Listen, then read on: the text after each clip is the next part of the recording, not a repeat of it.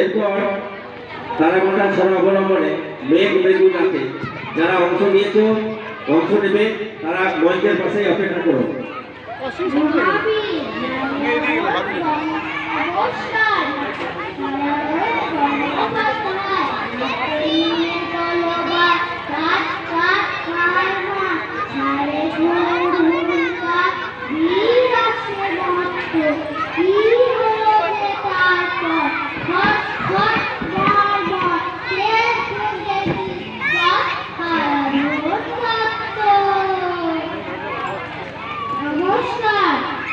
ধন্যবাদ প্রীতমকে এবং তার বন্ধুদেরকে অসংখ্য ধন্যবাদ।